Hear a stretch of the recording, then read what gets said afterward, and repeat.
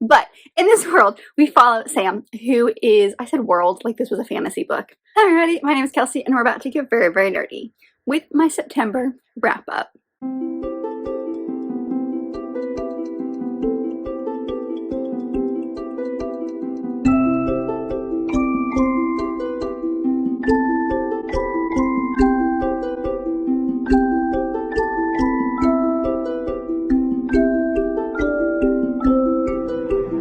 So September was an interesting month because it's one of my lower months when it comes to the amount of books that I read, but it's one of my higher months when it comes to the ratings.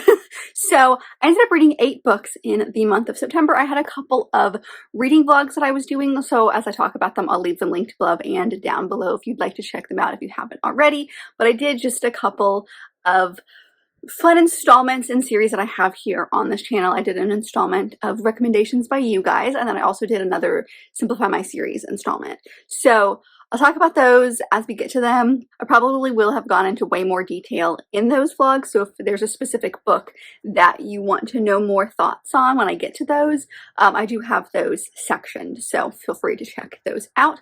But I think that's all I've got as far as introductions, so let's dive right into the stats. So like I mentioned, there were 8 books that I read in the month of September, and that was over 2,713 pages and about 67 hours listened on audio.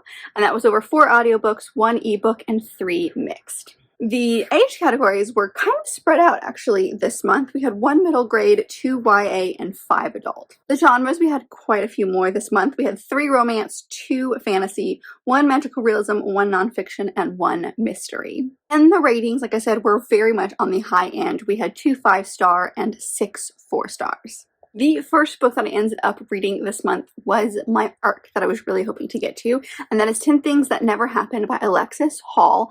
This is so good. I have a review on Goodreads, so I'll link that down below as well. It isn't out quite yet. I can't remember when it comes out, but I feel like it comes out in the next couple of weeks. So if anything by Alexis Hall sounds interesting or anything that I say today, run, don't walk to get it because it's really quite good. Like I give it 4.5 stars. I enjoyed my time reading it. It's hard for me to get into ebooks, unfortunately. It's just a style of reading that unless I can dedicate my time to it, I just don't. And that's why audiobooks are so much better for me. But with being an arc, obviously that was my only option. And I ended up reading this the first full weekend of the month, Labor Day weekend. We went up to visit my parents and I just had my Kindle out anytime we weren't doing something, which is saying something. And the fact that I could pay attention so well to it also says something. So, backing up a little bit, this book follows our 2 main characters, Jonathan and Sam. And Jonathan is actually a character that we've technically met before if you're in the boyfriend material universe. Very, very briefly, he went to college with one of the main characters from the boyfriend material series. And in the second book, husband material, they like meet up at a wedding, and so you get a little bit of a glimpse of Jonathan, not a whole lot. It's very in passing. And in this book he mentions that he went to school with a rock star's son, so if you're not paying attention or you don't know that they're connected, it just could go right over your head. But like, it doesn't, like, you don't need to read one to read the other. It's just kind of like a fun little like connection that the author has made. But in this book specifically, we follow Sam and Jonathan, like I mentioned, and Sam is the owner of like a bed and bath sort of business. I think of it as like Bed Bath & Beyond meets IKEA, where it's got like all of the displays, but it's all like bed and bath related. So Jonathan's the CEO, the owner, the founder of this company, and there are, I think, 4 branches. He's over in London with that branch, which is like the head branch, and Sam is in, I can't remember exactly where it is, but it's like up north, and so he's the manager of that branch. And the book starts with him and Jonathan just like don't really get along. Jonathan's kind of stoic and very strict. He reminds me of Darcy a little bit, just kind of like that vibe of like, I'm in my own world a little bit, and very workaholic, I guess is a good way to describe him too. They don't get off on the right start. Jonathan feels like the branch is losing money. Sam really feels connected to all of the people in his shop. So like there's a guy that is clearly making about 10,000 errors a day. He spills tea on all these different furnitures, and like they have to like get new stock in, it's costing them money, and it would just save the world if he was fired. But Sam can't do that because he knows that this kid is like helping out his mom or like something like with medical bills. So he's just got a really soft heart. So he goes up to London. Jonathan asks him to come up to London, and they kind of have a day where he is shadowing Jonathan throughout the store.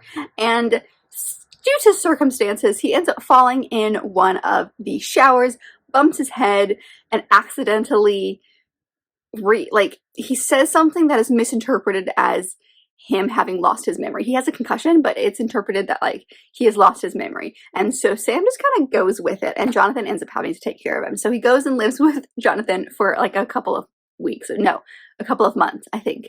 And his whole plan is to get Jonathan to kind of look at his branch in a better light and actually take a chance on them. But of course, it's more than that. There's a romance element to it as well. So that was a very long-winded way of saying it's this employee-employer kind of relationship where Jonathan's taking care of Sam, and Sam is pretending to have amnesia. So it is so good.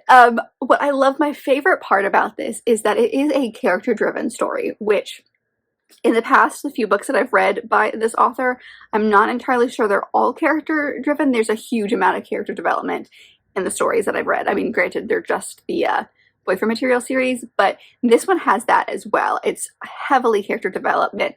It's heavily character focused because it's these two guys literally in a house by themselves for a good chunk of the book. Now, Jonathan has a ridiculously eccentric family, which is funny when you know Jonathan as like the super stoic person, but they make this enjoyable. There's like just a lot of chaotic hijinks is the best way to describe it, because Jonathan has this ridiculous family that he's just trying to provide for, but like he doesn't really know how to do like, I was gonna say human emotions, but that makes him sound like a robot, but it's kind of like that. He just doesn't know how to emote correctly, and so his family is super, super eccentric. But then on the reverse side, Sam's entire like, he doesn't really have family, but like his family is his store, and they are also crazy eccentric, and they're all over the place, and it's just a bunch of misfits that are working together. So you have all these side characters that are so fun to read about, and I loved them so much. I loved reading about them. They really made the story super well-rounded because it felt very realistic, but the romantic elements between Jonathan and Sam are so perfect and so realistic because they are very realistic about the situation that they are in, where Sam feels guilty from day one about faking amnesia, but he goes with it because he's just trying to save his store. And then at the same time, he's starting to get to know Jonathan, and he feels really, really bad for faking said thing. He gets to know Jonathan's family and like feels really bad for that whole situation. But then there's also that employee-employer dynamic that is not great when you look at it from the outside. So they're very realistic about that. But one thing that I loved about them is that they don't change who they are at the core for the other person. Sometimes in romances you go in and you kind of have to have that, like, you kind of have to go in with a little bit of disbelief because everything is going to not go exactly the way that like it probably would in the real world. But with this one, yes, there's compromise. They do have to compromise with each other. There are some situations that I'm like, okay, maybe that one probably wouldn't have worked in the real world, but who they are at the core, they don't change that. They just, again, compromise. So by the end of it, you see Jonathan in a different light because Sam sees Jonathan in a different light. So while Jonathan, it looks like he hasn't really changed a whole lot on the outside because when the book starts, we don't know all of his tics and all of his quirks, but by the end of it, Sam has spent so much time with him that he understands, you know, oh, that smile means this, and this smile means this, but to everybody else, it just looks like he's scowling. And so, because of that, I think made it realistic because, you know, Jonathan doesn't change. He changes some of the actions he does, but he doesn't change who he is at the core, and Sam doesn't either. And I think that's what makes them so perfect. So I just really loved this story. It really took me heart and soul. I couldn't stop reading it. And it was literally just these two guys in a house. It does take place around Christmas, so this is a great book for Christmas time. While it's not Christmas focused, specifically. It just happens to take place around that time because Jonathan's focused on sales because it's the best time of the year for sales, but also like the family is coming around because it's Christmas and they want to have Christmas at Jonathan's house. So there's a lot of putting up Christmas decorations and going to the store to pick up stuff and making a Christmas dinner. So like Christmas is there and it's heavily present in the plot, but like I read this in September and it still like was enjoyable and I didn't feel like I was reading it at the wrong time of the year, if that makes any sense. So yes, it's probably perfect for the Christmas time. So if you want to bump it up until December, this would be a good book to kind of like maybe end of November to get you into December. But I just loved it. I can't rave enough about it. Everyone should read it. The next book was one that I rolled over actually from the month previous because I really wanted to read it, and that was The Charm Offensive by Alison Cochrane, and I gave this one 5 stars. I love this author. So I read this author's other book, which was Kiss Her Once for Me, I want to say, and that one came out, actually I'm not entirely sure which one came out first, but that's the other book by this author that's currently out. There's one more coming out next year, and I'm already invested in that one because both of this author's books I've given 5 stars. I read Kiss Her Once for Me Christmas Eve last year because it was a Christmas story, and I literally sat on the couch all day by the fire at my in-laws' house, and I read this book. Now, granted, it was like a good 350 page book, and I did have the audiobook, but I was hooked. Things were happening around me, and I was completely oblivious, and that's how I felt about this book as well. She just has an amazing way of writing a story that I feel like sometimes won't work, and then ends up being amazing. Like, this one was also a character-driven story. Who am I? I do not read character-driven stories. I mean, I do, but, like, that is not... If someone says that it's a character-driven story over a plot-driven story, I'm not gonna go for it. It's just, like, kind of a buzzword that I steer clear of. But with this one, it just worked so well. So, trigger warnings for this book is... I wrote down general queer phobia because it is. It's, like, there's a character specifically that's just, like, doesn't, like... anything, because like homophobia doesn't feel like the correct term to use, because it's not just homophobia, it's homophobia, biphobia, like it's just general all things. Anyway, so trigger warnings for that, because there's definitely like a character who's just kind of awful, but also just so you guys are aware, there is some representation within this book as far as like what is shown. So we have OCD, anxiety, panic disorders, and depression. So and they come in all types of different forms. So those are some interesting things. Of some of those are your buzzwords. But this book follows our 2 main characters, Charlie and Dev, and it takes place on a Bachelor-style dating show. So Charlie is like a tech genius. He kind of works Silicon Valley kind of vibe, and due to some stuff that happened, he's got a bad image now, and he is no longer part of the company that he started, and he's trying to get his image back. So he's done some modeling as well, but I think he's more on the tech sciencey kind of side of things. So he goes on this show to meet the love of his life, and in theory, this will give him a good image. And then on the reverse side of that, you have Dev, who is I think his official title is like producer, but basically he's in charge of the talent. But he's always been in charge of the female talent. So he hangs out with all of the women who are potential suitors for Charlie. It's a Cinderella-inspired vibe. It's like I can't, Ever After. Sorry, I'm looking at it on Goodreads over here. The show is called Ever After, so it has that like fairy tale vibe to it. So there's a lot of fairy tale themed activities, let's say, between the Bachelor and the Bachelorette. And so he hangs out with all the women. That's kind of his job, as he's like the wrangler of them, and he's done that forever. But something happens at the beginning of the book or the beginning of the story, and so he ends up actually getting assigned to Charlie instead. So he and Charlie get to know each other really, really well because he's basically Charlie's handler. And so he learns about Charlie. Charlie suffers from OCD and panic disorders, and so he literally will like shut down on set. And so Dev has to kind of like figure out a way to work with him and get to know him a little bit better. And so like he finds out little things, like little tricks, like when Charlie's freaking out, he kind of does like, he taps Morse code on his thigh. And so Dev has started to do things like that. Like he'll start tapping Morse code on Charlie's thigh, and it'll kind of calm him down. And so it's things like that. And so it's their story as they go through the season. Well, surprise, surprise, it's actually a romance between these two men. And I loved it because, again, you've got all of these, like, these two incredibly messy people who are just trying to make things work. And you've also got one of them figuring out their sexuality while they're going through this experience. So it's a fascinating story. It's one of those things where, like, I think if you like Red, White, and Royal Blue, you will like this, because I know the character of Henry in that story struggles with his sexuality and being kind of like out. And in this story, you've got a character who's going through that very same experience. So you've got two characters, one who's out and one who's not. And it's that same like dynamic between the two of them. So another book if you are a Red, White, and Royal Blue fan. This definitely I picked up because I was in that vibe and I wanted things that were similar to Red, White, and Royal Blue. And so this one was perfect. Very different setting because it's, you know, like a Bachelor style show, which weirdly enough is something that I don't like. I like to not read. I kind of steer clear from, but I've read a good amount in my life, and I definitely have books on my shelves that are that Bachelor style show. So I just think that's really interesting for something that I think I don't like, but maybe I'm wrong about that. But I loved it. I thought this book was amazing. It got 5 stars. It took me heart and soul. Like I said, this author has a way of taking these stories and making our two main characters, who are incredibly messy people, work together. And it was just beautiful.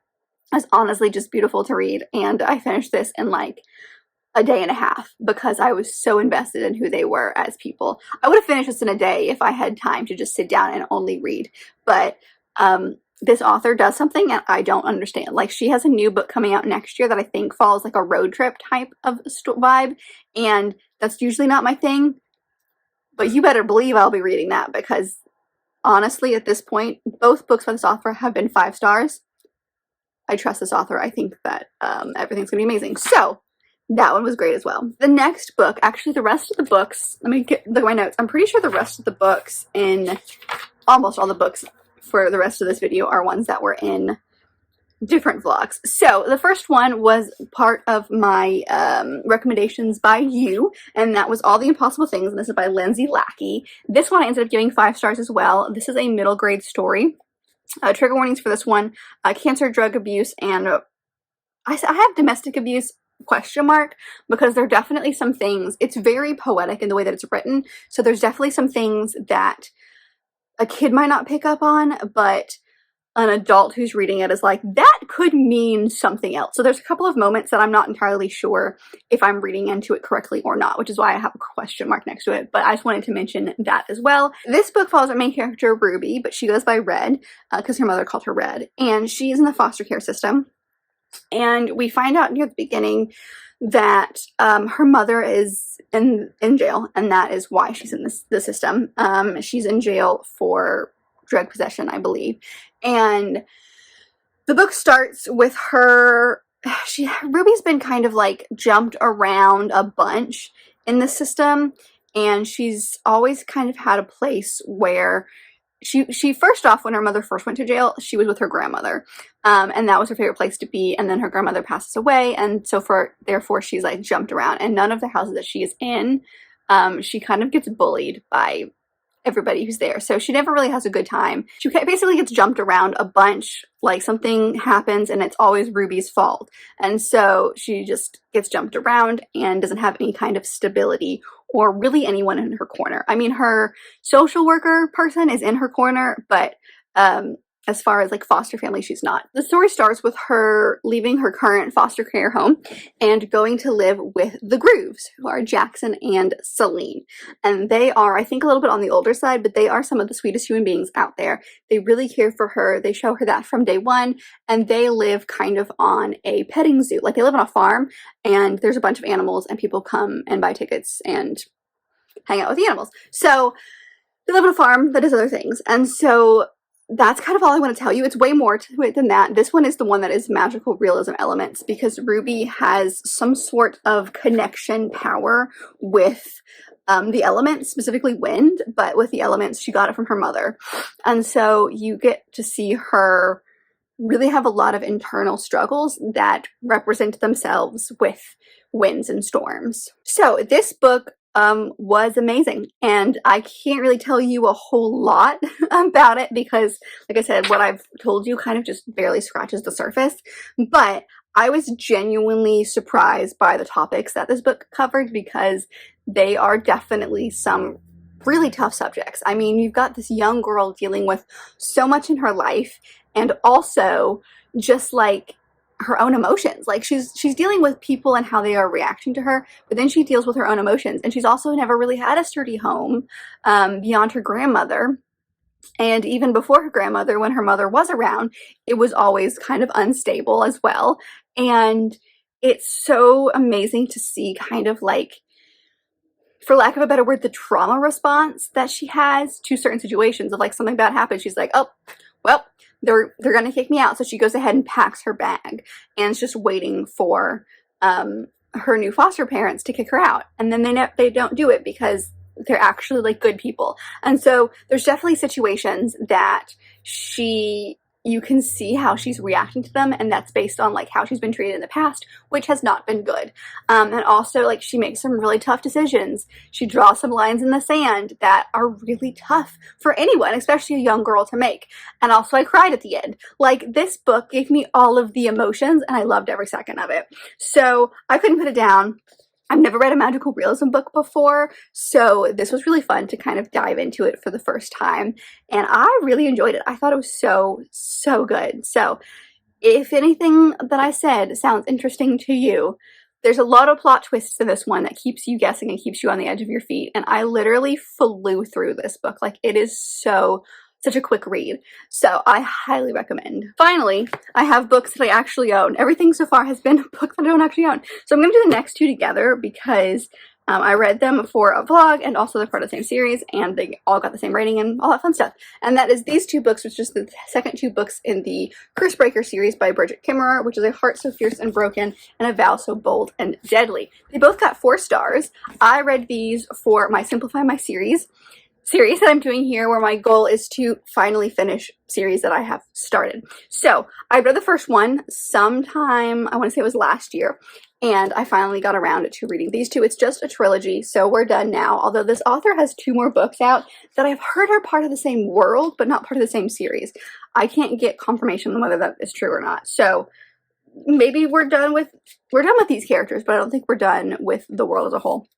Anyway, the first book in this series, A Curse So Dark and Lonely, is a Beauty and the Beast retelling. We follow our main character, Harper, who at the beginning of the book, she has cerebral palsy, and at the beginning of the book, she sees this guy try to kidnap a girl, and so she tries to stop him, and he ends up taking her instead, and he brings her to this magical world. So his name is Gray, and he is the commander, right-hand man, head of the army, even though he's literally the only one in this castle, to the prince/king of this place called Emberfall.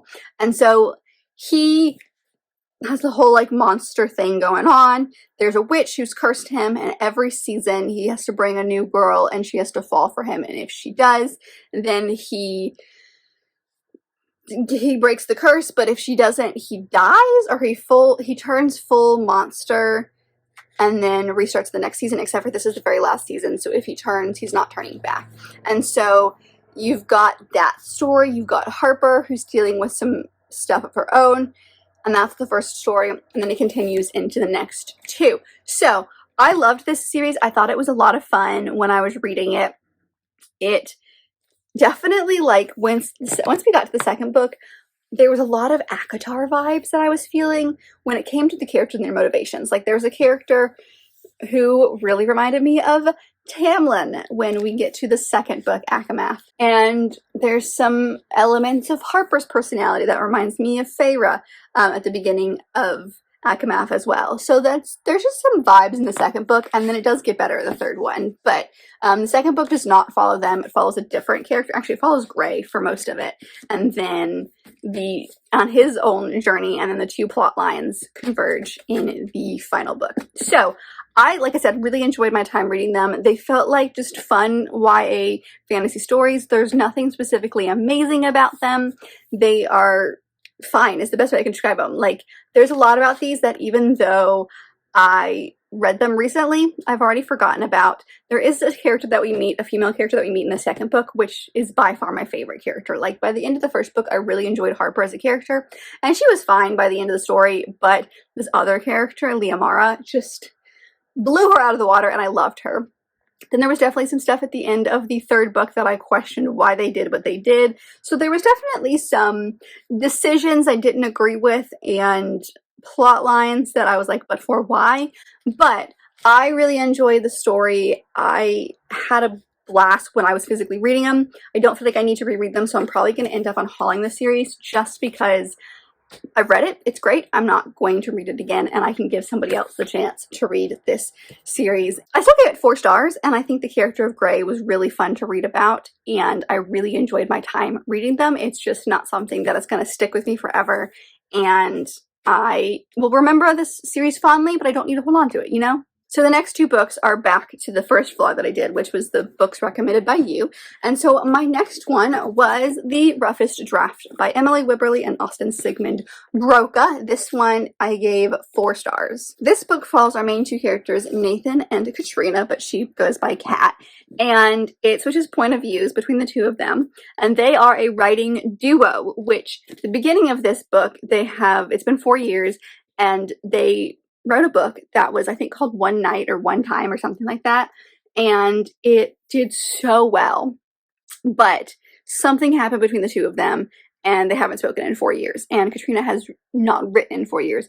Nathan has actually tried to go off on his own and write, and he was able to get 1 book out, but his publishers decided that they don't want anything else. They're going to call on the contract that they have with Nathan and Katrina because they have 1 more book that is needed from the 2 of them. And they've kind of been very lenient with them, but they've decided that they're not going to publish anything else from Nathan alone until he does a book with Katrina. So you've got that side of the situation. And then Katrina, who, like I said, hasn't been writing at all, and she's engaged to Chris, who was her manager when she and Nathan were together. Like when they were writing together, he was the manager for both of them. And then Chris gets fired, like Nathan fires Chris, and so Chris becomes Kat's manager only. And he is struggling for money, even though they live together. They live in this like ridiculous house. They go on trips to Europe all the time. Like, he lives a lavish lifestyle, but like their bank accounts aren't connected because they're not married yet. And Chris insists on paying for everything, but he really needs this book. So she agrees for him. And so they go to this house where they wrote the first book, and they try to get over their issues and write a book together. Now, this book is about a couple getting a divorce. So it starts with the wife saying, I want a divorce, and then it has flashbacks, and you see the couple as they fall in love and as they fall back out of love. And so through that, you see stuff come out from Nathan and Kat about what happened 4 years ago. So I gave this 4 stars because there's definitely some stuff in here that is very reminiscent of previous books that I've read, People We Meet on Vacation, The Road Trip. It's got the whole, like, this couple is dealing with stuff and we got flashbacks to the past and something happened, but we don't know what that something is until later in the book. The something felt like the reaction was not proportional to what happened. Like, Kat freaked out, and like she's the one who stopped talking to Nathan, and then Nathan in return stopped talking to Kat, and so they stopped talking for 4 years. Now, I understand that there's some level of like things happen, and sometimes you just stop talking, and then all of a sudden you just haven't ever talked again because life gets in the way. But like, she is purposely not talking and not writing,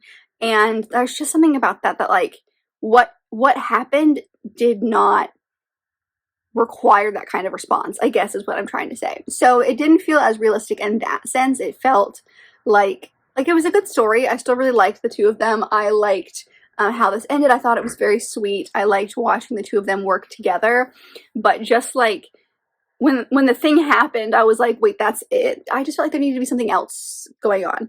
So with that being said, I still really liked them. There's 2 incredibly messy people who are working together.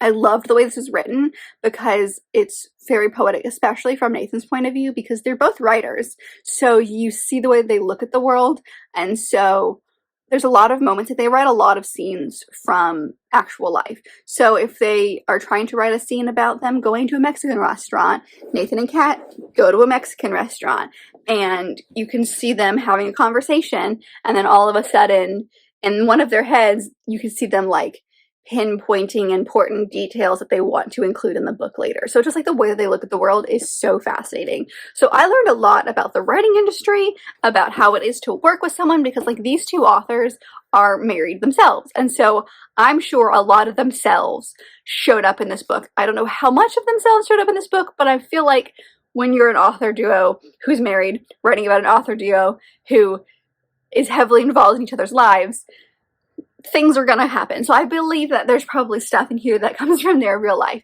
And I just found that interesting. I found the writing industry interesting. I found just a lot of stuff that happened in here really interesting when it came to the actual publication of the book and how they were writing the book. I thought that was really fascinating. But there's just like that one little niggling thing that I was like, this doesn't feel right. Like it, I don't know, like it just, I couldn't give it 5 stars, but I still really enjoyed it. So it's like one of those like rock and hard place. I don't really know how I feel about it, but overall it was good. I enjoyed my time.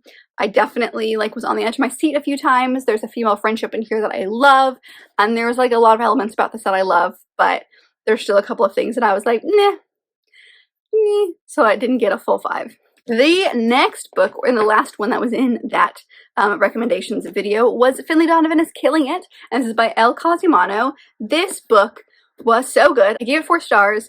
I am so interested to see where the rest of the series is going to go. I'm definitely invested now because, like, I've read into, well, first off, there was a huge cliffhanger at the end of this book that made me need the next book, you know? So hopefully I'll get around to that one soon because I have questions. There are trigger warnings, just a heads up, for sexual assault in this book. I don't think any of it is on the page per se, just like a lot of hints to it. So just be wary of that. But this book follows our main character, Finlay Donovan, who is a single mom who is a writer, and she's struggling. She just has nothing in her brain. She's like really hitting writer's block, and she's struggling for money. Her ex-husband and his now fiance are fighting her for custody of their 2 kids, who are both super young, and so you've got her just like struggling. And so the book starts with her meeting up with her manager I think is the better word, and the manager is trying to get something from her because she's like,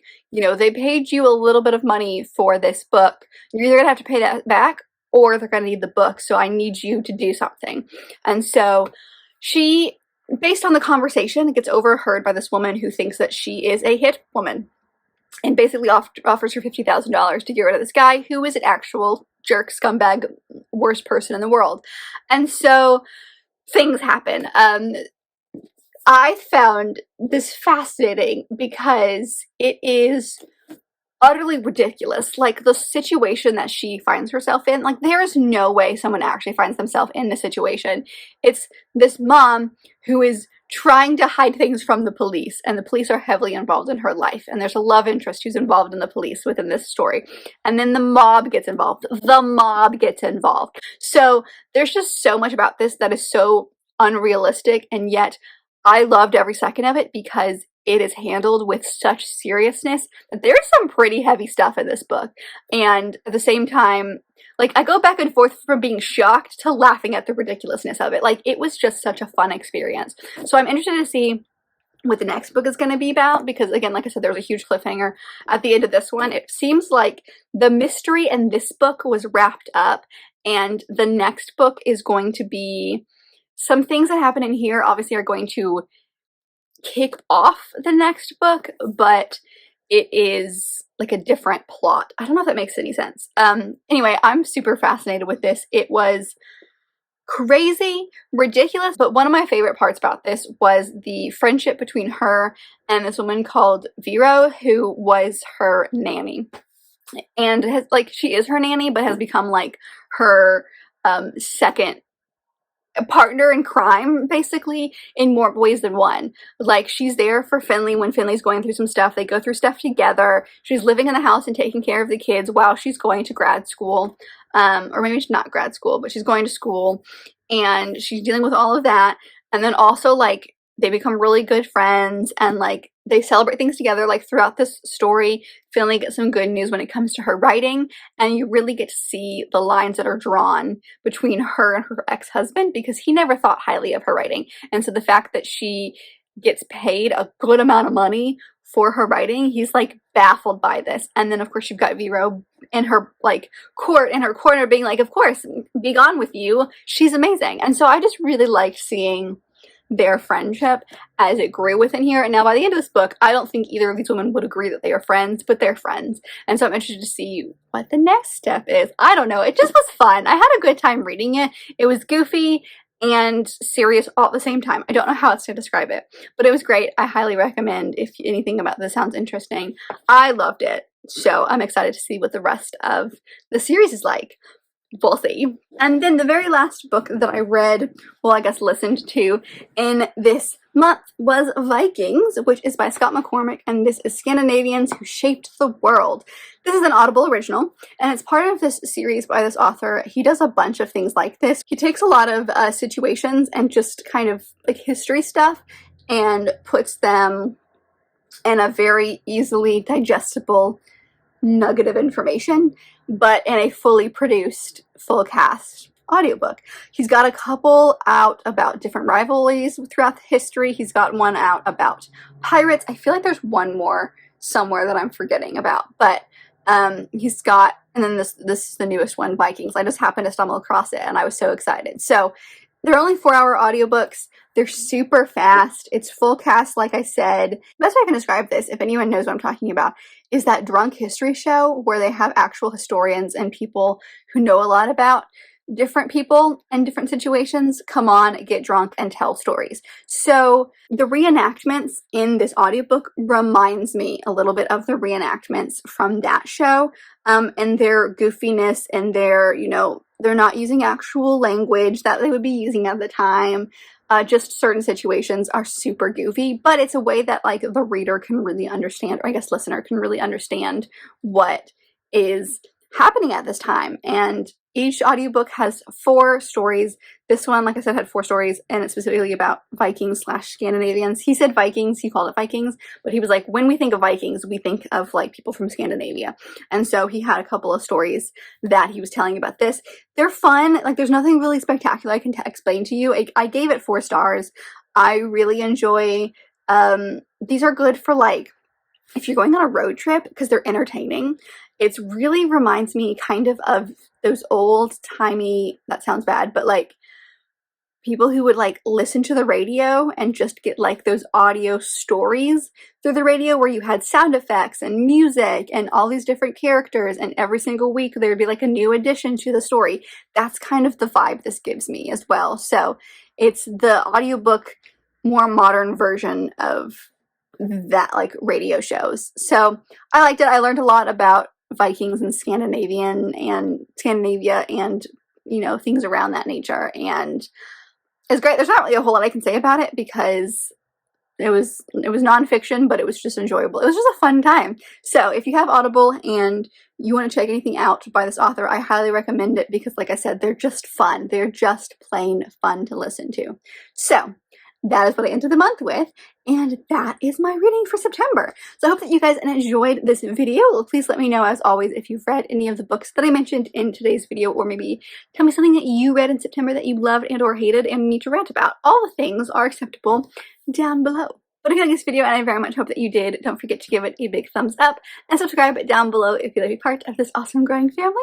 I've also got all my social media down there, as well as other fun bookish links, so check all that out. And I'll see you guys in my next video. Bye!